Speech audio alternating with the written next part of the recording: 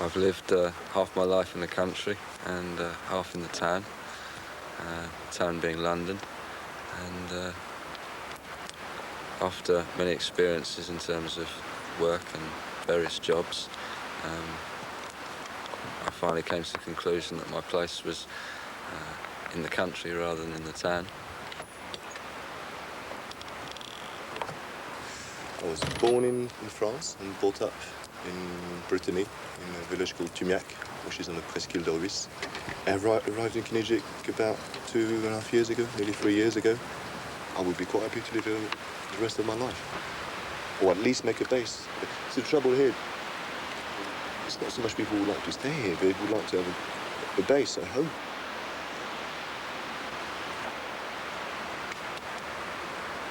I've been here nearly 4 years now, and when I first moved in here, there was just rocks scattered everywhere. So the first task was to clear up the quarry. And then I built the bender, which is behind me, with an aid of a friend, Steve, which stands up to all kinds of weather. As you can imagine, the Atlantic out there is very harsh at times. And I was here on my own when the October hurricane came. These benders are made out of hazelwood poles and an assortment of tarpaulins. The way we built them, they won't move in any kind of weather. And we've had every kind of weather thrown at us since I've been here.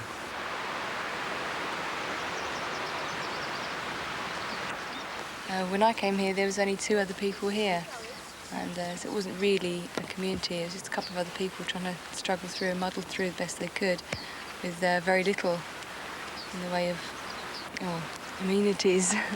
And we decided that it would be better if we all worked together as a team, and that's how it all started. It's a very important place because of what has been on this site. 2,000 years ago, it was an ancient Celtic settlement, and the spiritualness that we talk about here is almost as if we feel that we're creating what was tried to be created then, and because of the global warming, because of everything almost seeming as if it's going to fall down around your ears, we feel that we're trying to build something so that people can at least say, well, look, they're trying. They're not just living on the edge of a cliff having a party or having a holiday in Cornwall, but they're actually sort of trying, and that's all. When my London karate school closed, we came here with a view to a new future. We found ourselves unable to obtain employment. They found themselves unable to obtain employment. And we discovered that if we pooled our resources, we could get by. We also discovered that there were many other local people in similar positions, and that there were many others arriving in similar positions. And I took in what I could until my house bulged at the seams, and we got to the point where it was absolutely essential, ultimately, to find more space. And it was suggested, of all people, by one of the council's car park officials who had buses parked on the local car park, that they find a place out of sight, out of mind on the cliffs where they would be of no nuisance to anybody. I feel that these people shouldn't be allowed to encamp on any site that raises objections from anyone. There are certain standards that people have to live by, and these people don't live by the standards at which the vast majority of people in this country live by and wish to live by. It is an artificially looted situation. I think the young people acting out some part that they either have read or seen in films. Well, it was a bulldozer and bulldozed them over the cliff. David Jones took them out. That's the best place for them. They aren't no good to the country, really. They're only suckers. There's a lot of fear, unnecessarily, about what goes on up here. People haven't seen anything like this before, and they don't quite understand it. And what they tend to do is feed on a gut reaction of fear because they don't understand it.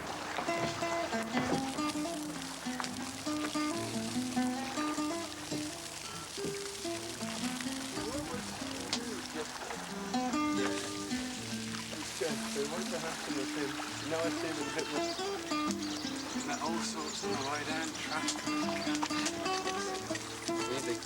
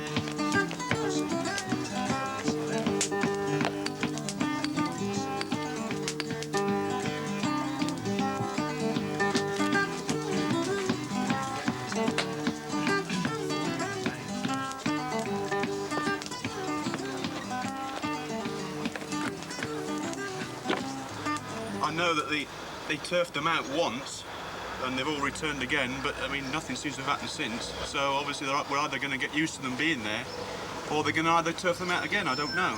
I don't know what they're going to do. The last time it happened, it was quite early in the morning, around 8, 9 o'clock.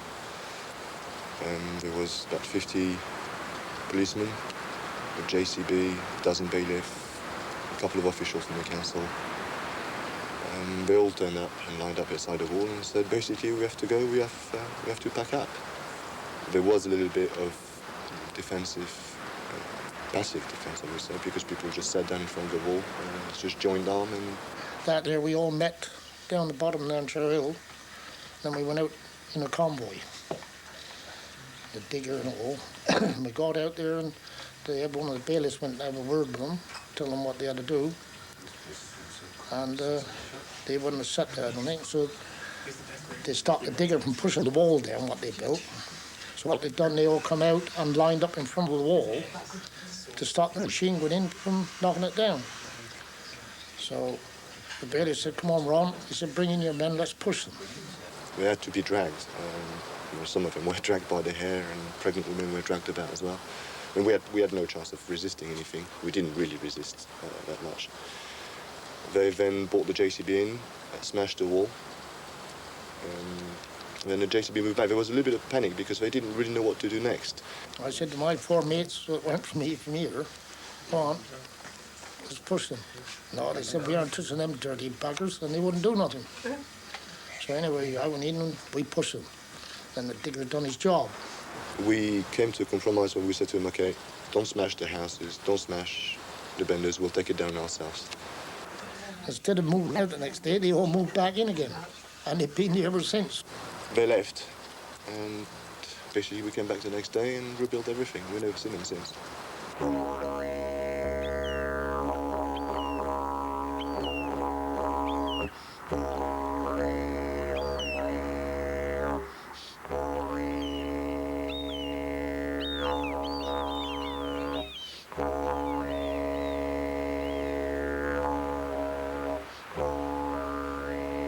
One of the crafts that I do here is make moccasins.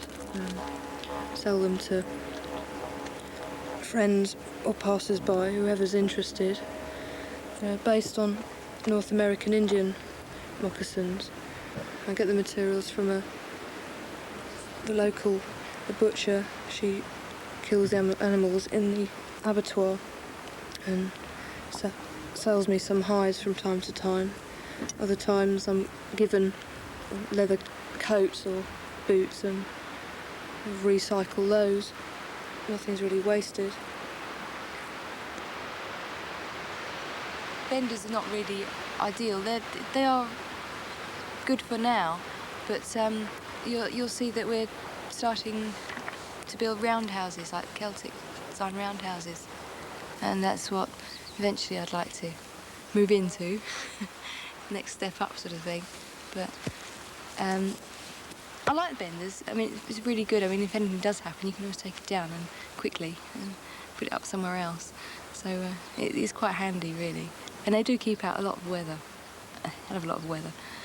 We've been through quite a lot already. But the roundhouse is what I really want. The old, if you like, Celtic roundhouses or Bronze Age roundhouses, were adaptable to each area that they lived in due to the local building materials. So, for instance, in some places, a wall would be differently built due to the type of stone, or even in some places where there wasn't suitable stone, they would then use wattle and daub. And so here in the quarry, the idea being is that the walls, if you like, blend in with the surroundings because the stone is being used directly from rock falls.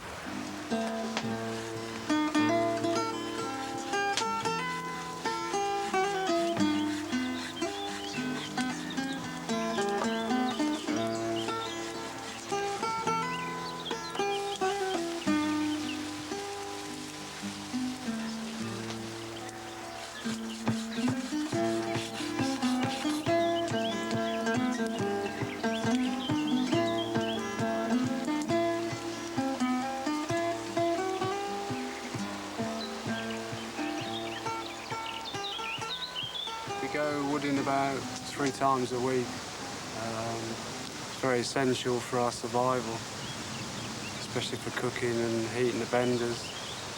The landowner here, we used to take some wood to, and she then said we could clear it for our own purposes. And it's similar to the tree behind me, which has fallen down. If that's not cleared, then 2 other trees go with it. So it's helping nature, it keeps that balance. It does nature good, us good, and the landowner good. It's beautiful.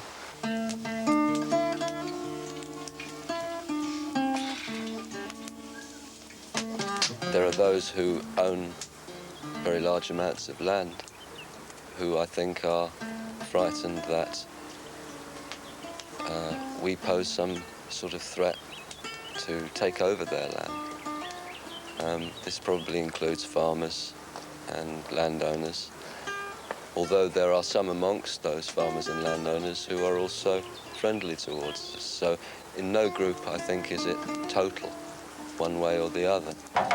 Even if we regard it as a campsite, a temporary campsite where they have 28 days, they've been there longer than that, they still have to have permission for a campsite of any description. It then brings into the whole question of health, safety, the rubbish disposal, throw it over the cliff, sanitary disposal. How do you deal with all that? Now, where do they empty the ordinary necessities of life? Where do they go to the toilet? Where do they empty all this? You know, come on, this is not the way that the vast majority of decent people want to live. But I'll tell you straight, I couldn't see a blade of grass within half a mile radius. Because they must have run down the toilet paper, that's all I know. I mean, it's funny because we had a remark from the top, a very posh lady. She said, look at that. I bet it all goes into the sea. She said like this, you see. And we said, well, so does yours, dear. Just down there, the sewage works. It's debatable which is the worst. Putting it in chemicals which go somewhere in the same place, either the sea or the land, or alternatively going out as we do with a shovel and very, very carefully making sure that it's not anywhere visible or to, harm anything. A great part of my day is trying to keep the place tidy, even swept at times, because visually it's important to you and visually it's important to people who are for you and against you. You've got to look at the people that have lived in these areas for all their lives and don't want to see that way of life that they've enjoyed and have paid their debts to society and do so weakly, being infringed upon by people like this that they've got no responsibility to anyone. They don't want to accept any responsibility for the laws of the land, to pay any taxes, to pay to the upkeep of the area. And it is totally unfair to expect local people that have been contributing in this way for so many years to have these people suddenly land on them. They're freeloaders. That's the opinion of the local people. They're freeloaders. When these people were ensconced in the middle of Penzance, sitting on the seats. And these were the same people with the dogs. These were the people that were coming in, drinking cider, causing mayhem in the middle of the town. The whole of the area, the whole of the shopkeepers. You can speak to them all around the shops. They'll give you their opinion. Really, I can be honest with you, I could leave them in here and walk out the shop and they wouldn't touch a thing. They wouldn't. But there's ones that come down in the summer, innit, Joyce, that arrive in the summer, they're no good, and they cause trouble, and then the ones that are down there all the time carry the can for it. Really, I think it's probably a very hard life living down there. They're stuck right out there summer and winter. I mean, there's days you can't even stand up there. And they've got none of the mod cons and the fits in the kitchen that we're used to. They have to walk for their water 2 miles. I think it's an effort to live where they live, really, and far more effort than it is living in a neat house somewhere with a neat brain. Well, they're all right. They don't interfere with us. And they are, as I said, they're better to we than some of their family. Well, if I was there, I wouldn't like to be moved on, would I, if I had a home there? Well, I say live and let live. Free country, innit? Well, I say. I mean, we don't know who's going to be next glad to go out there, do we? We might have to. You never know.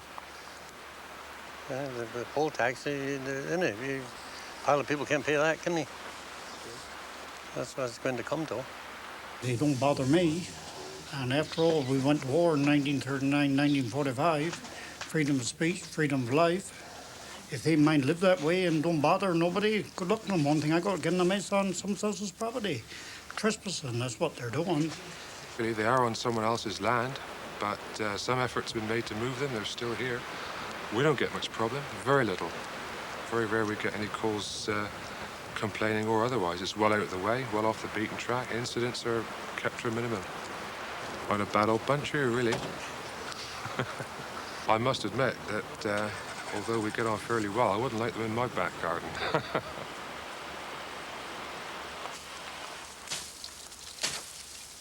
Well, as far as the vegetable plot is concerned, one thing and another, we're rather late in getting it started again this year. We have different projects that we're still trying to put together to do with the horse, which is to get a proper-sized cart for him, so that perhaps not only we do not, perhaps a couple of us won't have to rely on the HSS any longer. If we had a chance, you know, of more time here, then we could start thinking about moving towards supporting ourselves. So this is the year really where we're going to try to bring out all the various things, talents and skills that people have here. I'd like to be able to do something with the land we've got here, that we live on here. Maybe use the horse, use some of it, cultivate it where possible, and be totally self-sufficient, to be able to work for what we need rather than go out work for money. They don't want work. That is the crux of the matter. They don't want work. There is no need in this area at this time of the year for anyone with any inclination to do any sort of work at all to be out of work. I can tell you, you go down the employment exchanges here and in St Ives, and they've got a list of people that want people to work.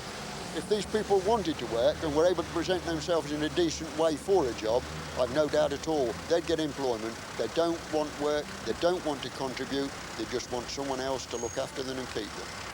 What worries me quite a lot is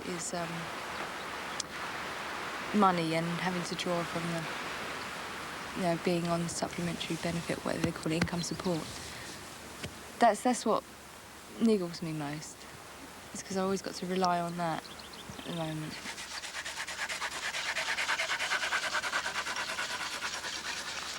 Well, it's one thing, it's such a good layer of paint on it, it's probably protected it very well indeed. There's some places where it's about a quarter of an inch thick in paint.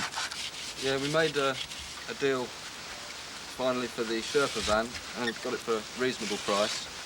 But we wanted to move on to horse and cart transport, and the van won't last more than the winter. So we hope to have this ready, or very nearly ready, by April, May, so that we can do away completely with vehicle transport. The cart was left standing in the grass for quite a while, so the base of the wheel rotted. It got wet. It's got wet rot in it. It's got woodworm, a bit of dry rot as well. And hopefully we're going to try to cut a clean section off it, keep the studs and the spokes, and make 2 half sandwich of hardwood, which will be doweled and glued. And hopefully that should work. It's not the proper way to repair a wheel, really. We should take the whole tyre off and replace the whole section from there to there. But taking a tyre off involves too much work, really, unless you've got the right tools, unless you know exactly how to do it, which we don't. So we have to do it the way we can.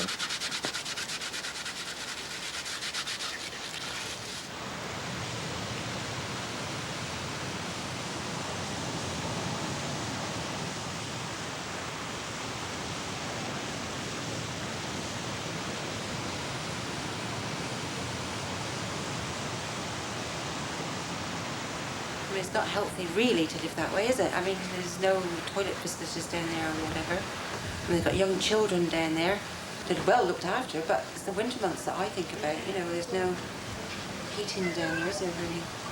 But the little baby that comes in here, she's bursting with health, isn't she? Oh, yeah. I get a lot of people now who come and see me before the illness starts. But I guess you're in a pretty isolated situation, and you must have various techniques for coping with this in the early stages in any case. Or have you not had much of a problem that way? I haven't had any problems like that at all, really. I mean, apart from the fact that, I've got a problem now with her. She's teething and she won't eat properly. And, yeah. But it's just, you just got to get on with it. And, yeah. I mean, we've got everything here we need. We've got water. Heat it up. There are health risks attached to living here, but I think they are more to do with isolation and the cold, possibly. They appear to have reasonable access to conventional healthcare facilities. They certainly have got a very reasonable relationship with the health visitors and the midwives. You see, it's very difficult on a day like this to see anything really positive about this, because personally and medically I'd find this uncomfortable, but it seems to work.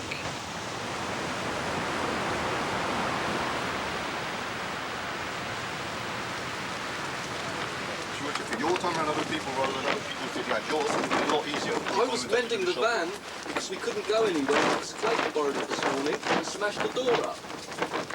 And I stood outside in the wind and rain fixing it for half an hour because it was on the deck. I mean, if you're battling against the elements all the time and trying to do just day-to-day things, it makes it harder. Those are the children it makes harder, certainly. Yeah, it does. It really does. It's a lot harder. It was blowing the force 10 on Christmas Day. Everything was flapping about as it does in winds like that, but it doesn't really affect us because we're used to it. It's going to blow away. Just carried on as normal. A couple of people we left in the other quarry around the corner and came in and made a bit of a Christmas dinner, sat down together, made up some tables and put them around, and I think everyone chipped in with cooking. I suppose it's the same sort of Christmas as anybody else has, really, isn't it?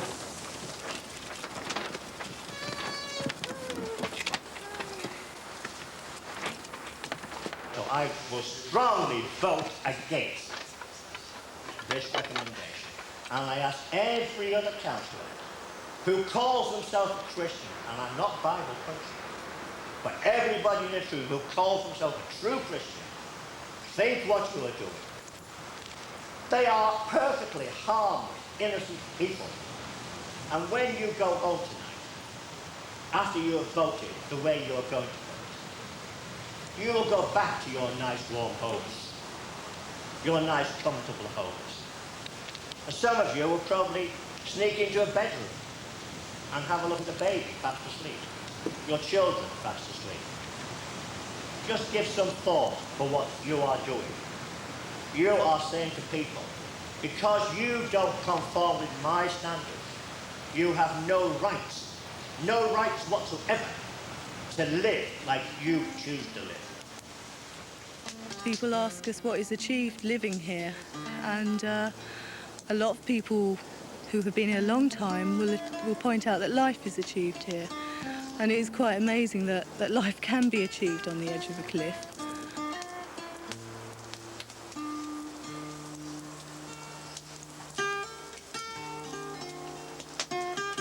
I knew inside me that there was something missing, and living here has filled that gap for me.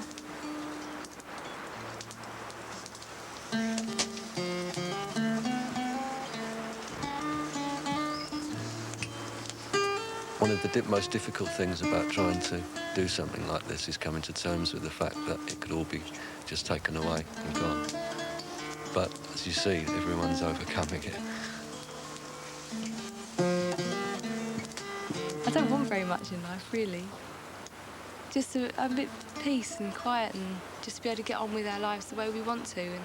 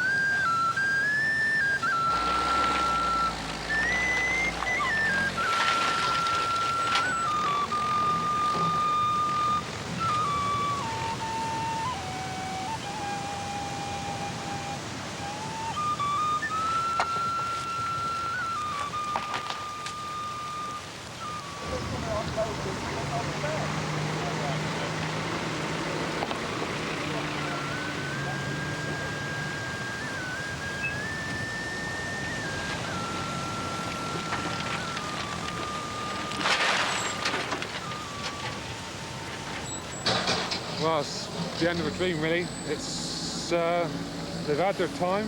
I think they enjoyed themselves while they were here, but circumstances have made sure that everybody's moved out of the place. As I said before, I've no personal feelings for them or against them, but it's unreal what they were looking for, what they were trying to do. It's a nice little time, a nice spell in their lives while they're young. It's back to being a quarry now on the west coast of Cornwall. That's about the end of it.